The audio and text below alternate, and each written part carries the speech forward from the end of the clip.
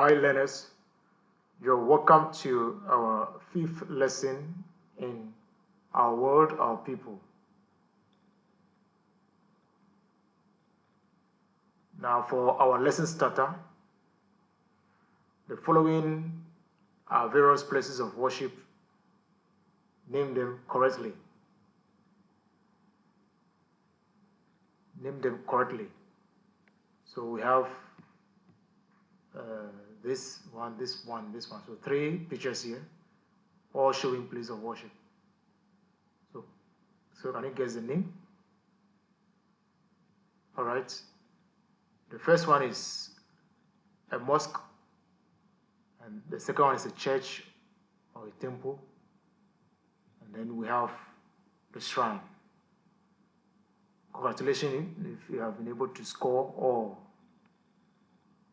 Today,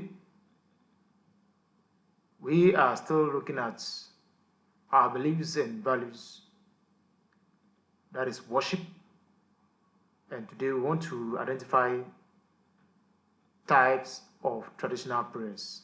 So types of traditional prayers.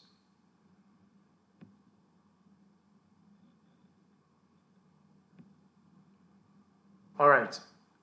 Earlier we looked at types of Islamic prayers. We touched on obligatory or compulsory prayers and non-obligatory or optional prayers. Now, we want to look at traditional prayer. Now, we're saying that the traditionalist believes in the existence of a supreme deity called God. He, however, believes that this supreme God is too powerful that he can only be prayed to or worshipped through smaller deities or gods. Now, prayer to ancestral spirits or dead relatives is a major feature of traditional system of prayers. So this is an introductory statement regarding traditional prayers. And now we are moving on to look at times and reasons for traditional prayers. Times and reasons for traditional prayers. Now, using the picture as a guide, that is a typical man offering prayers traditionally. Now, let's go through the reasons or the times for traditional prayers. The first one, we're saying during naming ceremonies. During naming ceremonies. The second has to do with marriage ceremonies. Marriage ceremonies. So when there is marriage activities between a man and a woman, sometimes traditional prayers are offered for God's blessing or the blessing of the gods on the marriage, for fruitfulness. Now, the third one has to do with puberty rites. We know of Depot, puberty rites, and the other ones. Usually, they are marked with traditional prayers for blessing on the teenage girl to have good husband and be fruitful in marriage. Fourth one has to do with national ceremonies. National ceremonies. You can see during our independence celebration each year, we have the prayers offered by the traditionalists as well as the Christian and then the Muslim. And the fifth one, we are saying it is also offered during funeral rites, especially for the dead to have safe journey to the world of the dead. The sixth one is during festivals. So when there is festivity, prayers are offered to the ancestors, to the gods, for their blessing upon humanity. Then we are looking at natural disasters. So prayers can be offered during natural disasters. What are some of the natural disasters?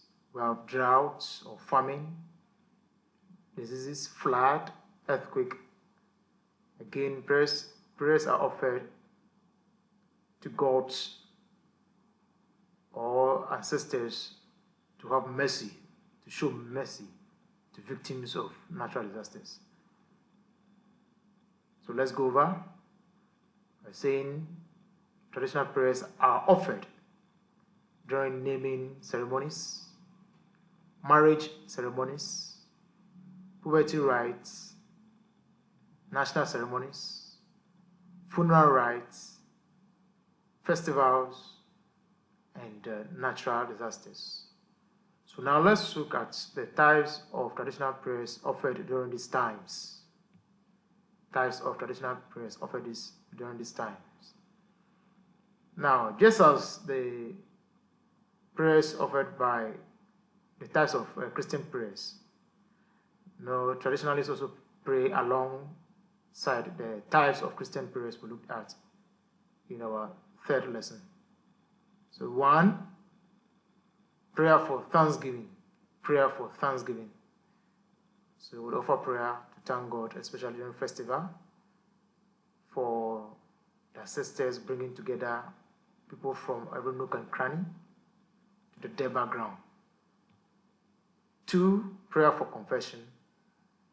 Usually in times of drought or disasters, the traditionalists believe that it is a sin that they have committed that has caused the natural disaster.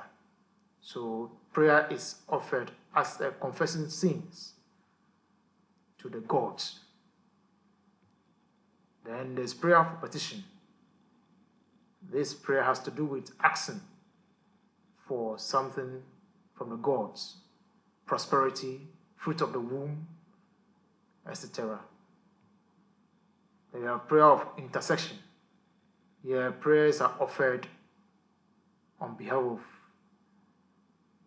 of family members who are in abroad or away from home, that the gods should protect them against evil and the like.